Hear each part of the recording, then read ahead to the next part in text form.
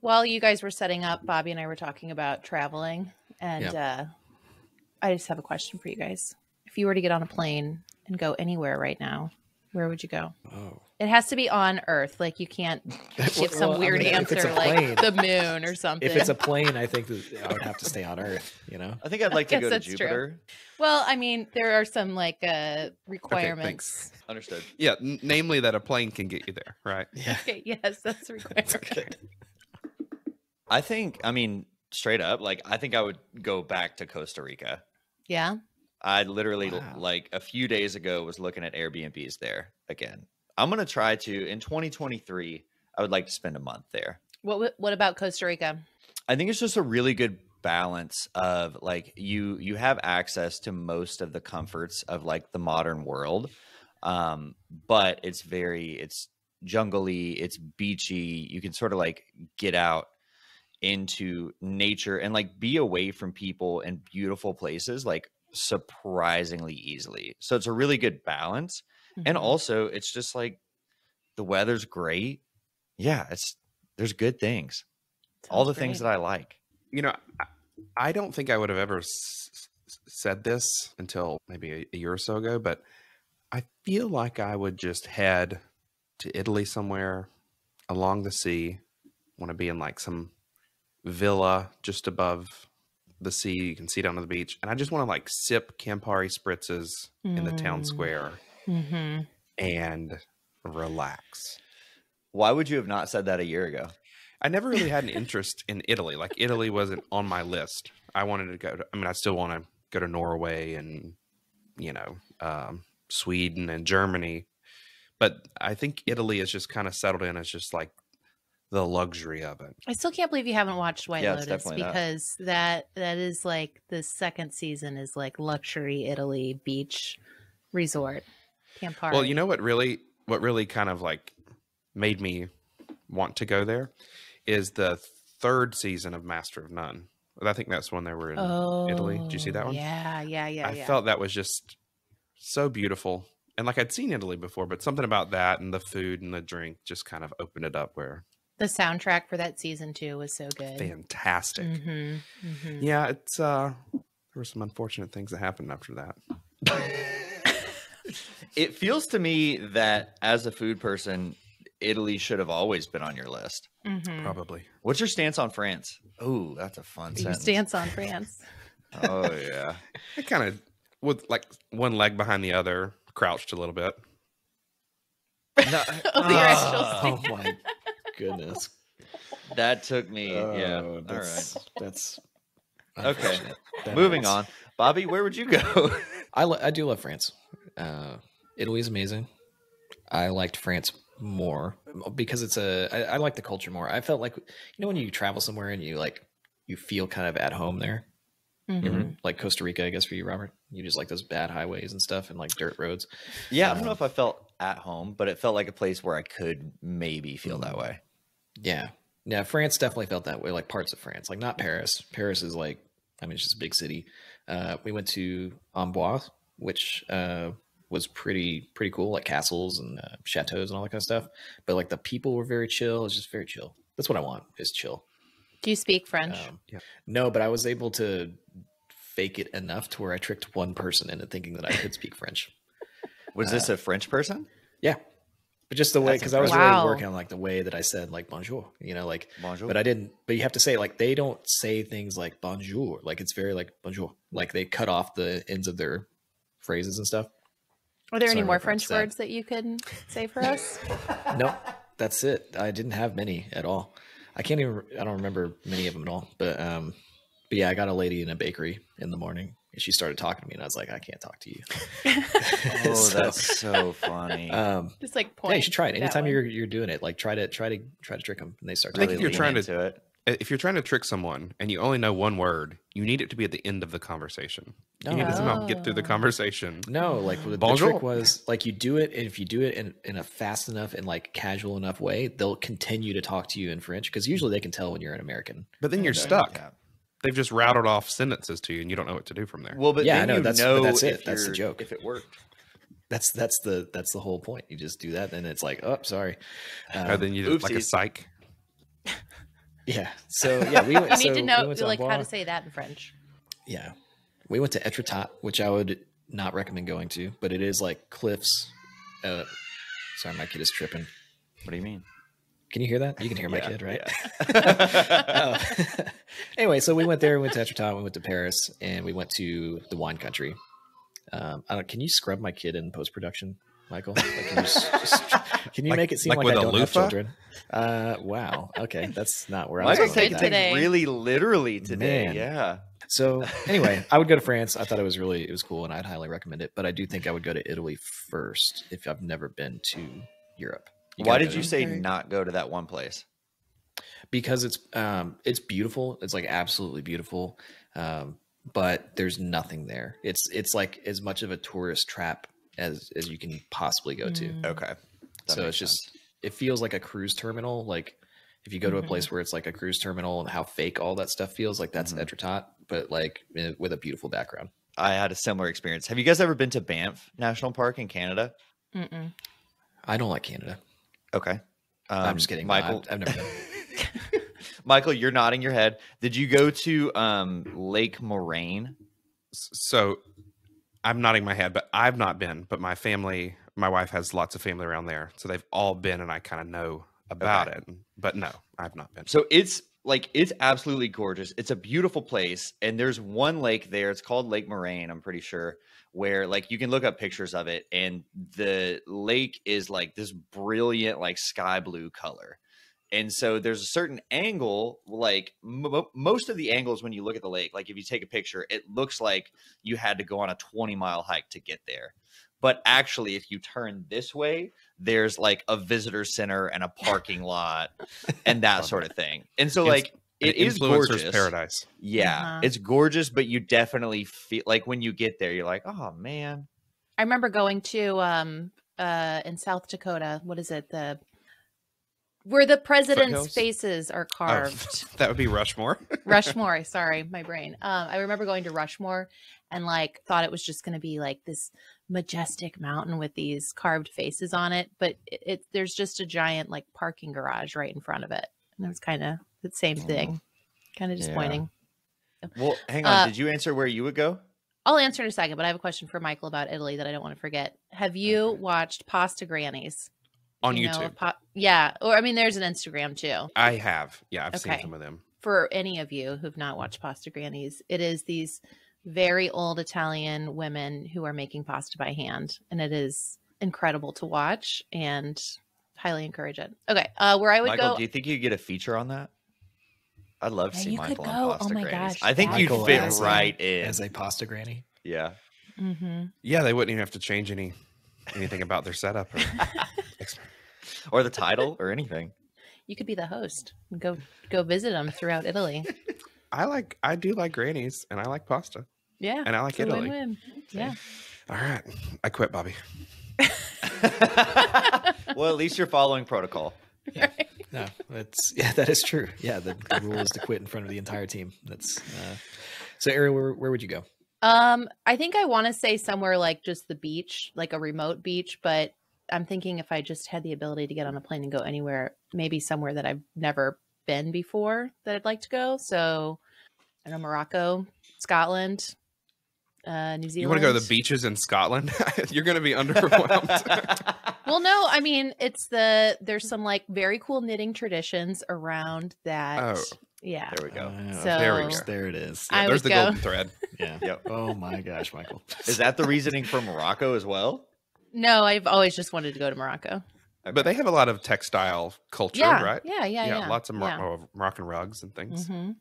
I'll bring you guys all back. Do you have any, like, if you had to say where that beach would be, like, do you have any specific locations, or is it just remote beach? Can you just say the beaches of Italy so that way we're just cohesive and we'll Oh go to yeah, Italy okay. together? I would like to go to the beaches of Italy, and Okay, great. I was really hoping that maybe like we could all go as a team. Like it could be like some fun team building. Yeah, I think that'd be a exercises. great place for the team retreat. Yeah, Mhm. there's nothing I like more than just paying for people's vacations. Well, I mean, here's the thing: is like we Well, do we have do a great lot for this we have a great company. situation for you. We have an opportunity for you. All right, Good question, Ariel. good question, Ariel. All right, Bobby. All right, let's get into it. So, today's questionable decision. I feel like I've got a good one. It's very near and dear to me. It could be near and dear to all of you, depending on how you answer this or what happens in the next couple months. I want to talk about quitting your job. So we have somebody submitted a question in the Millennial Money Man Facebook community, and they were hoping that we would talk about it. And this is a person, I don't know if we're allowed, do we say names on? I don't know. I don't want to say names. But this is a person that has been following Millennial Money Man for a very long time. And I've kind of like been able to see their story kind of play out. And it's very interesting because they have tried to leave their job multiple times to work online or just work for themselves. So here's what he said. He said, I'm hoping next year is the year that I make the jump to full-time solopreneur. I started a VA side hustle, and remember my first payment was about $15 back in April. Now I'm averaging between $300 and $500 per week, and I hope to expand my TikTok brand, all while still maintaining my day job that I'm quickly growing tired of. The last hurdle is convincing my wife to be cool with me making the jump. So I guess that's my questionable decision, quitting a solid, stable, well-paying salary to go solo with an 0-2 record the last times that I've tried to go solo. Except for this time, I have a wife, a son, and a mortgage payment, so the stakes are higher. So how do we feel about this? I'm going to start with you, Robert. So I think I know who you're talking about. And I feel like my answer would be different actually if I didn't know this person. So like, granted, my interactions with them have been limited. But if it is who I'm thinking of, I believe in this person. They seem to me like, I feel like a lot of times when you're someone who wants to get into online business, like everyone gets into it because they like the idea, but not everyone actually is willing to sit down and do the work.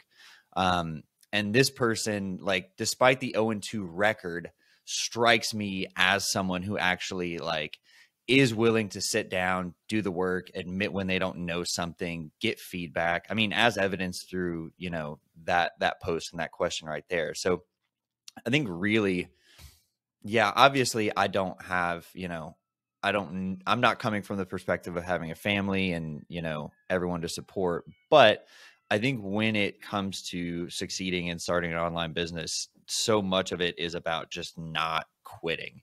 And so I think it's more so about like, I guess it's less to me about like leaving the stable income of a salary job and more so about having enough money saved up and being willing to say like, all right, I mean, similar to what Ariel did with proofreading, where it's like, I'm going to give this my all for this period of time. And then being willing to acknowledge like, okay, when that time's up, if you're not at a point where you're going to be able to replace that full-time income, moving on and actually going back and getting another job.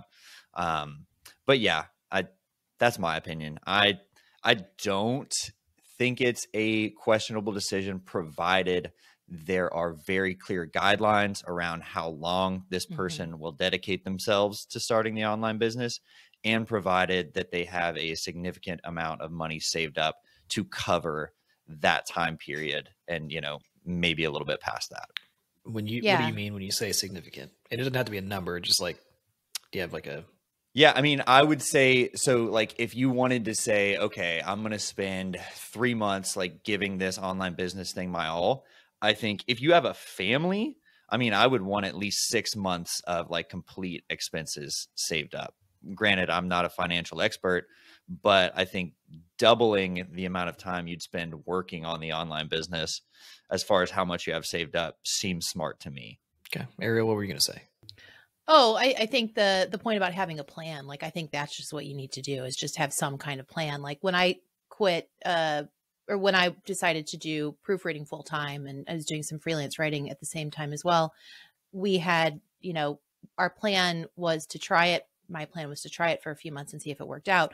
But I also didn't have a mortgage payment at that point. We had paid our mortgage off. Like, so this huge chunk of our income was not being, you know, dedicated to that. And so that was part of the plan, and, you know, had some savings and that kind of stuff. So I think just having a plan, like, I feel like we lack a lot of details that we would need to say whether or not this is questionable, because, you know, he says he's got a wife and a kid and a mortgage, but he could have $1 million in the bank. And then if that was the case, like, heck yeah, quit your stuff, go do, you know, live your dream. Like, I think the fact that he's even questioning whether or not this is a good idea shows that he's thinking about it. So that's good. Learn from some past experiences.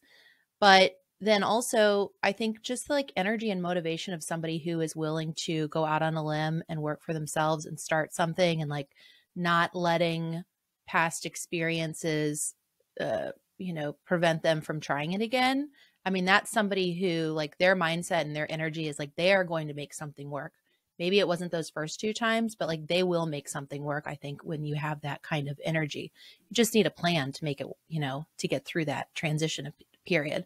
And I think my husband said this phrase the other day, a safe transition. And I think that's what the plan is this safe transition. That could be different. Maybe it's the 6 months worth of expenses, but just have a plan so you have that like soft landing. Yeah. I have a follow-up question on that. Do you guys know anyone who has like started an online business that didn't fail like the first time or two? Because I know like before I started freelancing, like I tried to do other things to make money online, but I didn't really have like a clear idea of what I was doing. I didn't have a plan. And so like, freelancing was actually like the third thing that I landed on when trying to start earning money online. Ooh, somebody that failed. I don't Are you saying somebody who has failed, or has not? I'm saying someone like, do you know anyone who tried to start an online business and like the first time they did it, they knocked it out of the park or like succeeded, quote unquote? Yeah. But I know a lot of people who didn't. So. Yeah, I know. I feel like I know kind of a mix because like I wouldn't say that I failed, but I had to like kind of pivot, like, cause I quit my job exactly I wasn't making any money. And so then I quit my job and then I had to do digital marketing stuff because I wasn't making any money, but I don't know, but I didn't like quit. Yeah. That was an option, I guess, for me. I just wasn't going to do that. Right. Yeah. I guess my point is like a lot of times, or at least maybe this is more opinion, but I feel like a lot of times when you're starting out, like trying to figure out how to make money online, like you're gonna have to pivot. Like the first thing you try might not work, So I think the 0-2 record, not necessarily, don't take it with a grain of salt, but also recognize there are a bunch of other people out there who had an 0-2 record, and then the third thing worked out. Yeah, I can see that. I've seen a lot of people. I've seen it both ways. I've seen a lot of people just never quite make it, but I don't know. It always feels like they're kind of like half in and half out. Like they don't ever fully commit to it. And they get really excited. This is what I see all the time. People get really excited about doing something. They're like, I'm going to do this.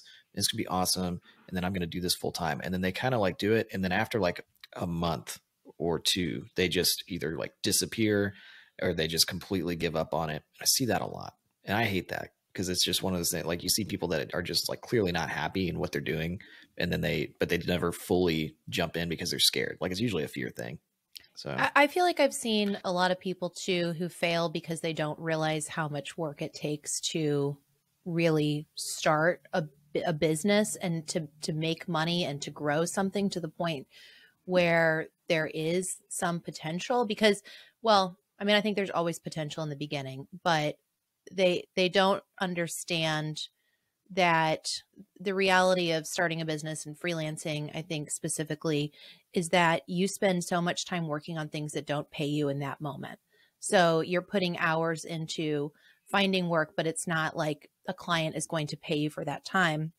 And I think that's a hard transition for people to make who've gone from like a salaried or hourly position where they can go clock in or, collect a paycheck every 2 weeks to something where like you can't rely on that until you've spent a lot of time investing all of that time and energy into something that, you have to believe that it's going to pay off long term. And that's hard.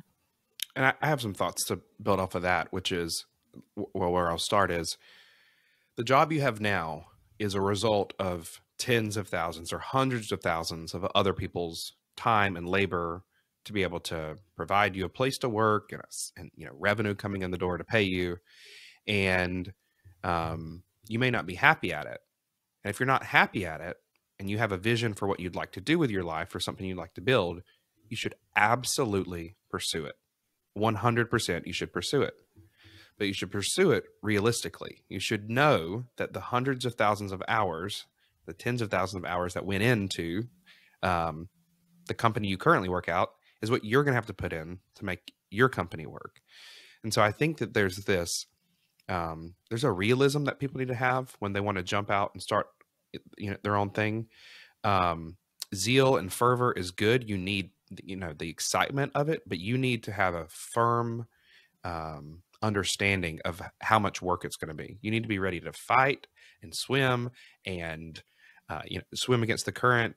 And I think a lot of people like the fairy tale vision of building something their own, but they're not really ready to do the work. But getting more practical, one thing I'd say is a lot of people feel stuck where they are. They want to do something different, and they think they have to leave their current job to do it. That works for some people, but again, I just said you have to be ready to put in more work than you've ever done in your life if you really believe in building something. So why can't you, on top of your current job, why can't you work 20 more hours a week? Why can't you work 30 more hours a week to try and get some runway? Have a plan of what you're going to do, begin to execute on it.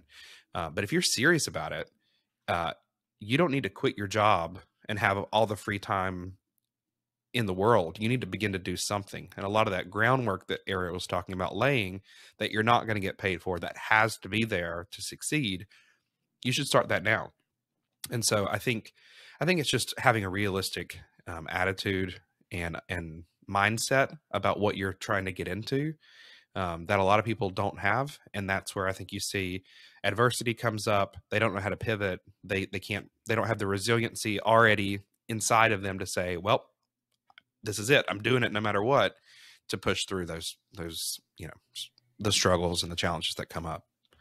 Do you all think there's a way to like leave a full-time job to go out on your own that isn't terrifying? Like, I think in order to, start an online business or freelance or whatever it is, like you're gonna have, I don't know, and maybe this has just been my experience, but like multiple like, oh crap moments where like you look at sort of the work you have lined up for the next month or two and it's less than you want it to be. And then you look at your bank account and you're like, uh-oh, this feels kind of low to me.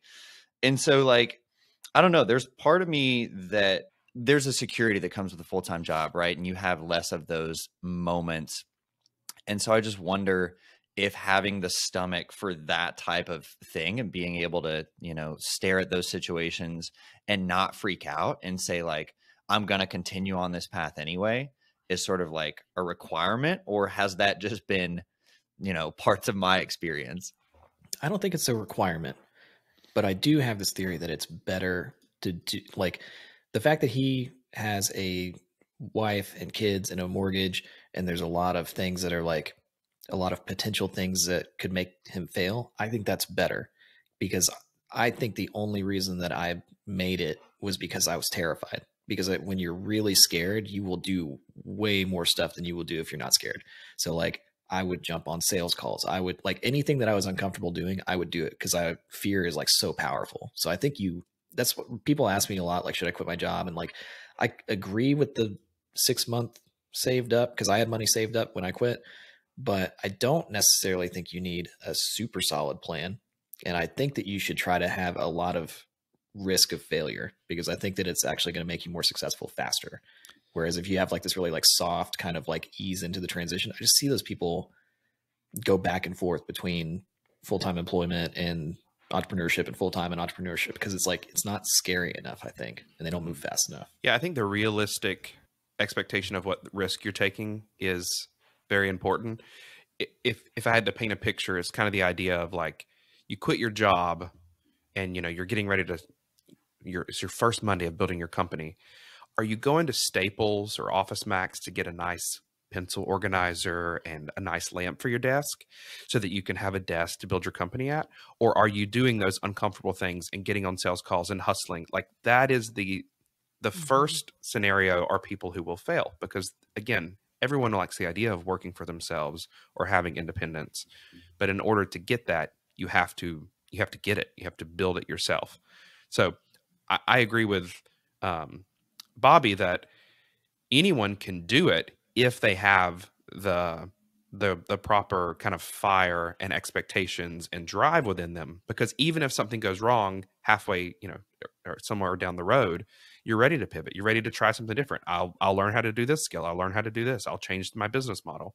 That person is ultimately not going to fail with the same, at the same percentage as someone who has a small vision, a small plan, tries to execute on it, it fails, and they're not resilient enough to overcome that challenge when it comes. Yeah. I'm curious about your perspective on this, Ariel, knowing a little bit about your story. About the fear before you start, can you make sure that you say something as beautiful as Michael said earlier? Because he, as his employer, was he really was saying nice. all those words. I was like, these are good things that you want to hear. So I expect that you're going to say something. He said zeal, fervor. So much work has gone into this, all this stuff. It felt great. So I was like, hundreds of good thousands job. of hours. So I'm just letting you know that I'm judging your response against his response. And go. No pressure or anything. I mean more so just about your perspective, like starting your business, because like I feel like, I don't know, I think there was pressure on you, but I have the impression that you maybe didn't put as much pressure on yourself to succeed as Bobby might have. So I'm curious to know She was what's a sorry going. sack. She was a sorry sack. Yeah. Do you remember the really? sales page you wrote for me? She was living under a bridge, eating dirt for dinner. So Dude, Ariel, yeah, she can play hardball though, man. She's cut through sometimes. She can do it.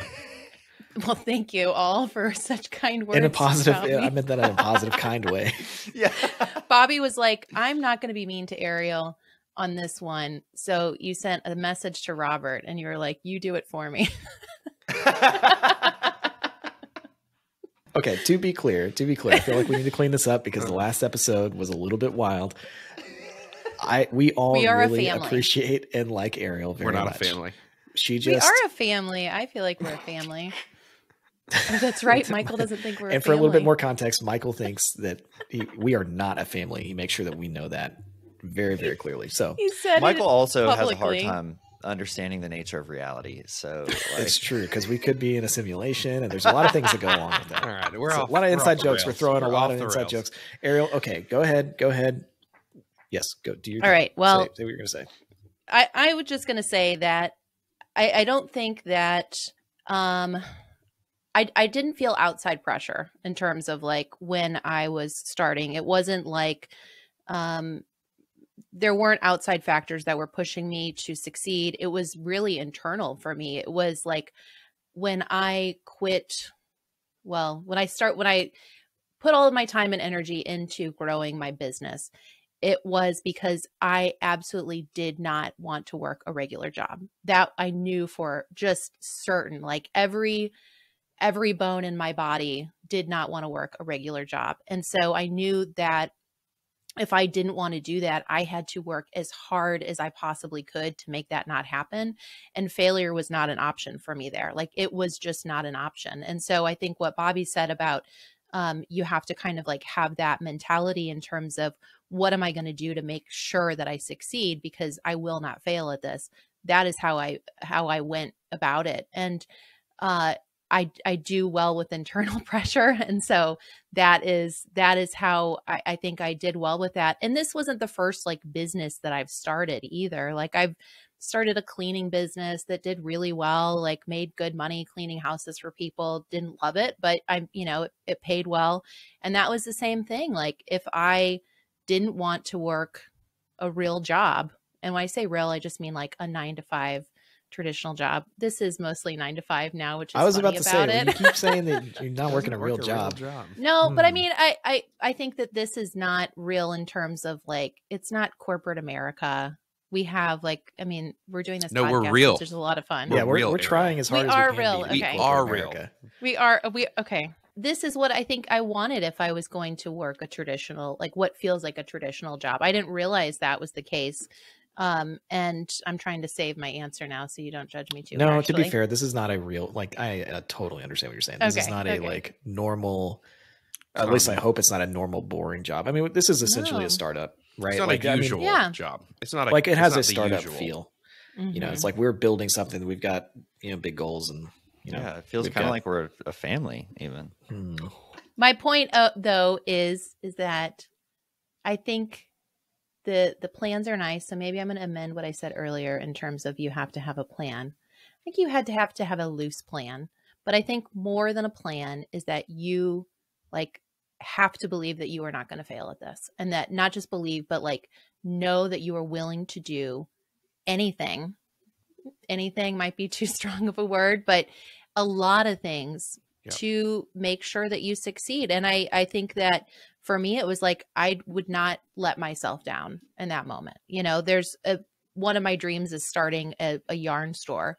And that's something that I've been making loose plans for a while. And it's something that, you know, there's been times where I've kind of been ready to move further along with it. But I think I have a lot of fear around that I would fail somehow. And that is like such a part of my core identity is knitting, that like, I can't fail at that. And I'm not ready to like do it because I'm afraid that like, that's the one thing I really don't want to fail at. Yeah. Maybe. I don't know if that makes sense, but the point is that for me, it's internal motivation and, you know, just believing that you'll do whatever you can. But I think that comes back again to just being realistic about what's ahead of you when you leap out and take that journey. You are jumping into a rapid moving river. And when you jump in, it's not, you can't float. You have to be ready to fight. It's not, and there's not a lifeline being thrown. You have to have that kind of tenacity. You are painting like this beautiful picture.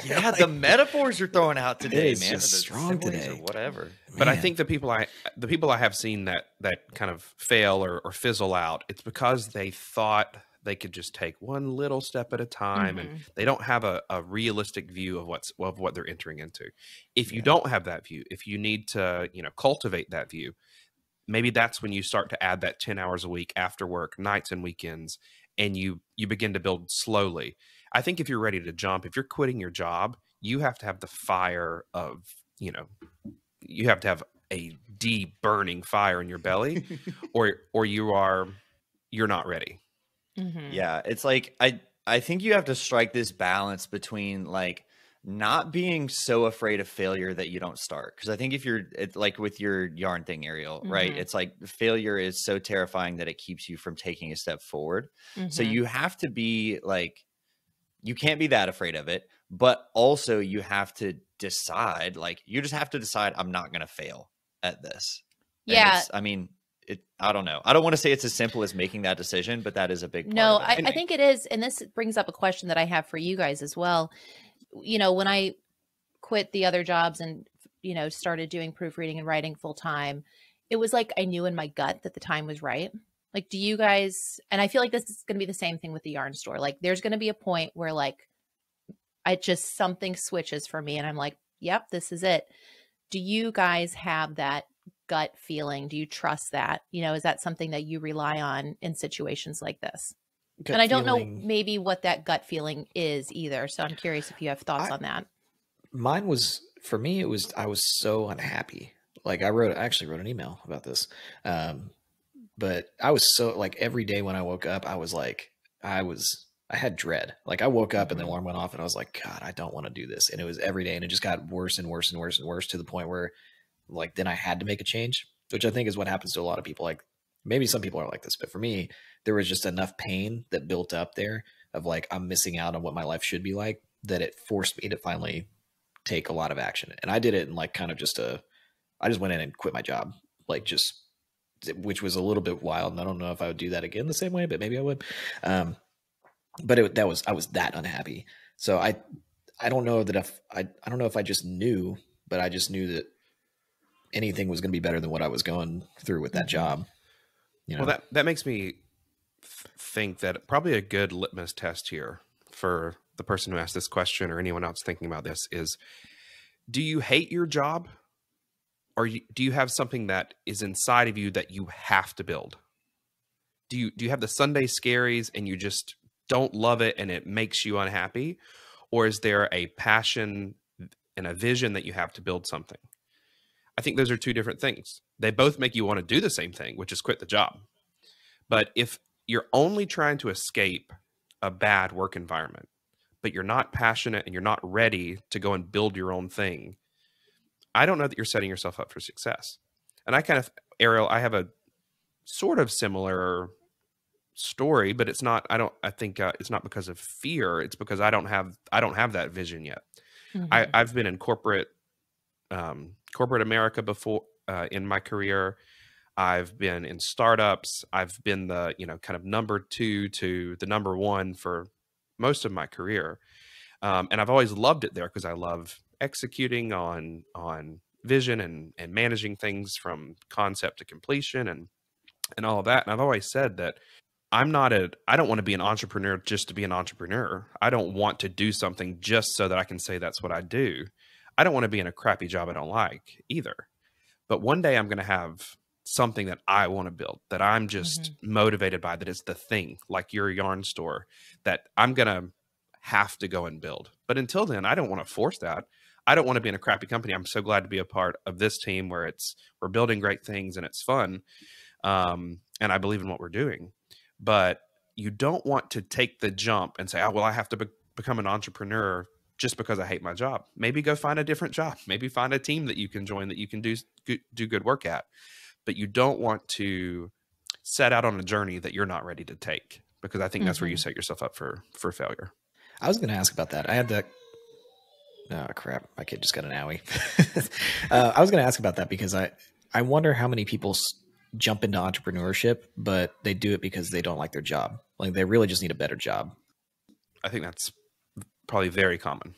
Also, Robert, both of my employees here just said that they were going to leave at some point, so I need you to stick around for like some amount of time. Okay. What's it? Yeah. What can you put a number on that at this point? I don't know. It Robert's moving to Costa Rica. Yeah. Depends on when they get vision, like I just depends on when the gut feel hits them. Yeah, whenever the gut feels. So I just now my head's got to be. Well, I will say that I really like my job right now, and that is something. This isn't a performance review, Eric. I know it's not. Yeah. No. But like for real though, like I didn't like some of the jobs that I had. That was kind of that was part of my, what drove me. It wasn't that like real intense internal motivation that I was talking about, but I didn't like what I was doing. I like this. I like hanging out with you guys and doing this podcast and working on courses and like building this company, with you guys. That is really exciting to me. And it feels comfortable to do that. I like the idea of building. I think I like how Michael put it, feeling like you have to go build something. Like, I feel like I'm in that right now. So that to me is like satisfying that need that I think that I have internally, and that I think a lot of entrepreneurs have, that there is a need to build something. So, as long as we're building, you can have me stick around. Well, and just so everybody knows, I'm very much joking when I say that, because like because Ariel came to me at one point and was going to start, am I allowed to say this? You were going to start a knitting store. Yeah, that's fine. Is that, yeah. And like my response was like, that's awesome. And I genuinely felt that way. I was like, that's amazing. Like, I hope that you go and do that and be successful. It would have sucked for me because like I would have had to go find someone to replace you. But I think that I feel like a responsible thing as a business owner, if somebody like is to help people get to the next thing, whatever that is for them. At least I feel like that's what you should do. I don't know. Well, and I feel like too, like if you're gonna hire good people who are passionate about what they do, like there's going to be a significant percentage of those people who are like internally motivated to go off and do their own thing one day. And I think you have to recognize that's like just the price you pay for like working with people who are skilled and passionate. And the other thing I'll say on the note of like, leaving a job you hate or whatever is like, I think it's possible to do work you love inside of a job. Absolutely. It's like, when I left my first job, like I loved the company, like the people were awesome and I was bummed to leave the people. But the work I didn't love. And like the avenue that I took was, sort of like starting my own business and doing all of that. But like, and even within that, I was still working mainly with one client. Right. So it was kind of like I was still an employee in a way. But like, I think it's more about, are you trying to, find work that you love to do, or are you just trying to escape a certain environment? Right. So I think you have to really drill down and ask, like, am I not happy with the culture at this company, or am I not happy with the actual work that I'm doing? And if it's just the work that you're doing, or either of those can be solved by just getting a different job, really. So I want to give my answer to whether or not this is a questionable decision, but I'm not going to give a yes or no answer. I'm going to give just a simple yes or no decision tree. If you don't like what you're doing, if you want to leave, if you feel the pull to be an entrepreneur, ask yourself this: is there anything else you could do? Is there another job or company that you could see yourself going to? If the answer is yes, go do that. But if there's a gnawing feeling at your soul and you have to go and build something or be your own boss or build a company, then you have your answer. I think trying to force yourself into building something that you don't want to build or you're not passionate about building, that is not going to, because it's going to take your whole life. It's going to be a part of you. If you're not ready for that, don't do it. If you are, go do it and you're ready. Yeah, there was something you said earlier that I didn't quite agree with. What was that? When you were saying, what you said something about like setting yourself up for failure if you don't have it wasn't plan. How did you say that? It was something along the lines of like, if you don't have like a vision to build something. Yeah, I could see. I don't know exactly what I said, but I think it's more I got the just spirit that, of what you were saying. Because for me, it was a little bit different because I had like fear, and I'm going to get to the questionable decision part, but I had a lot of fear. I wasn't, or not fear. I had a lot of pain points that led me to quit my job the way that I did. But I also really hated working for other people. And there's a lot of people like that where they just cannot stand to work for somebody else. And that was a big part for me too. But I didn't actually know what I wanted to build at all. Like I just knew that I was kind of good at writing and that people liked the things that I wrote. And so I was like, maybe I can do this. Because I was going to maybe start a swimming pool company before that. I think I had Millennial Money Man was actually going to be a traveling seminar where I went to different high schools and I taught high school kids about money. Like that was, and I was talking to the principal of the school about like, how do you do these things when people come in and guest speak? Like you charge how much per kid? And like, I was trying to figure all that out. That business would have sucked really bad, I think. We're so glad you did this instead. Yeah, me too. Yeah. But so I didn't really know. And I actually didn't really know what I wanted to do with Millennial Money Man until like really, really know until like a year ago. Like that. And it took, so that was like, how many years? 6 or almost 7 years of like not totally knowing what I wanted.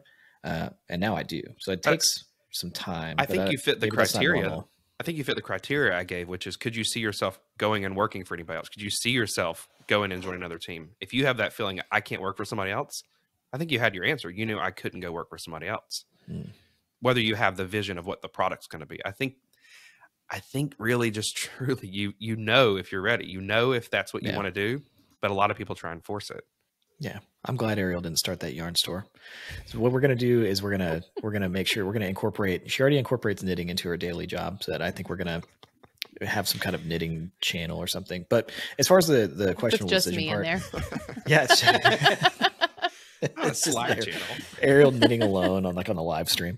Ariel, we could live stream your an hour a week of just knitting. But I don't think it's questionable. I don't know. I think that it's a good idea because I think life is very short. And that's one of the things, that was another reason that I decided to quit, because I was like, there was just some things going on in my life, like people that had health problems and stuff around me that I was like, okay, this could all like be over very, very fast. And I don't want to get to the point where I'm like, man, I wish I had done whatever, So that would, I don't know. I think it's good, even if you have a lot of risk, like to just take a chance on something. Yeah, I would agree with that. I think I would say don't let your obligations hold you back from doing something that you feel strongly about. I had 3 kids when I started working freelance, working as a freelancer full time. And I would say that, I didn't bring this up before, but there was something about showing them that you can do whatever you want to do with your life. Like you really can take charge of it and you can find these different avenues and paths and feel really good about it. And it's also okay if you want to work for a corporation someday. And, it's all about what you want to do and to follow that.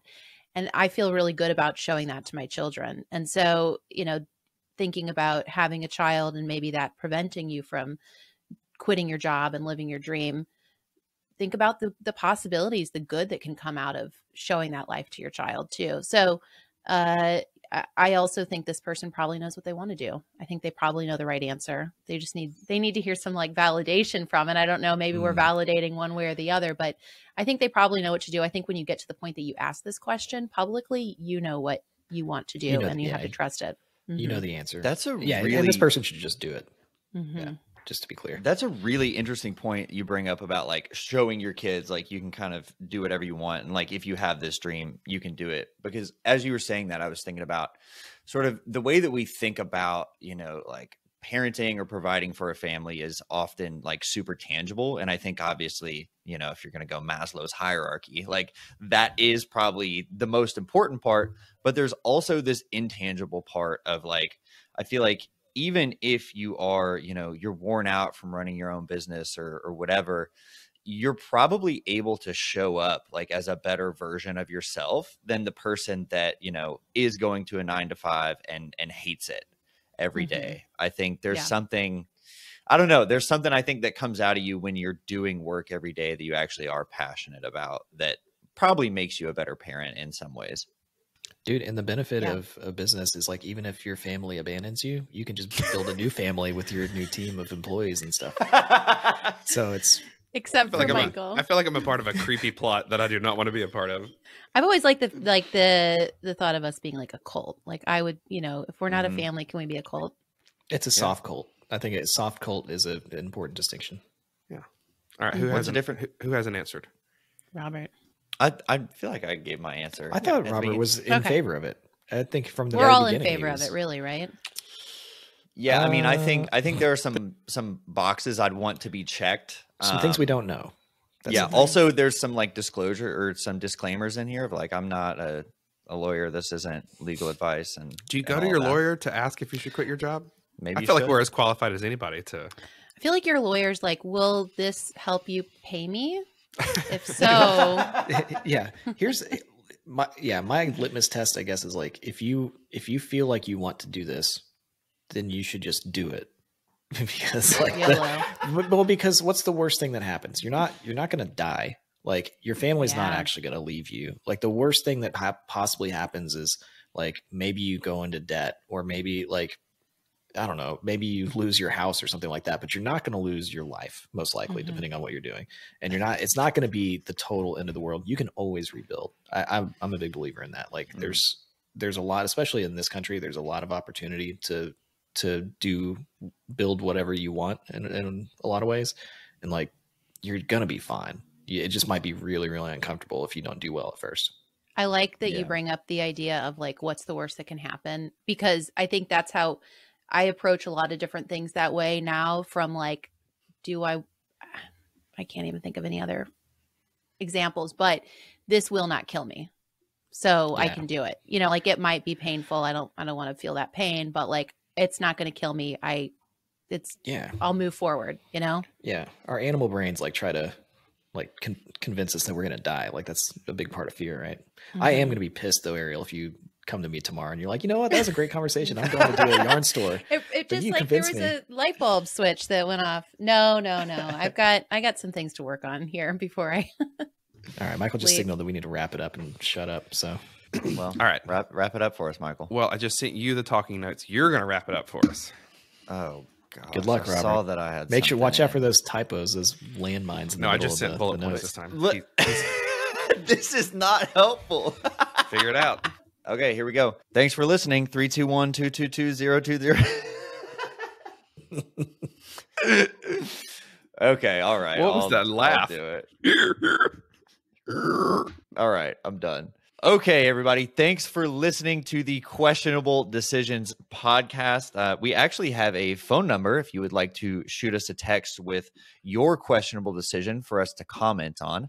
That number is 321-222-0203. If you'd like to join our email list, you can do that in the show notes, and we will be back next week. Talk to you then. Bye-bye. That was pretty good. That was actually really solid. Good job. I liked your bye-bye. Thanks. Yeah, bye-bye.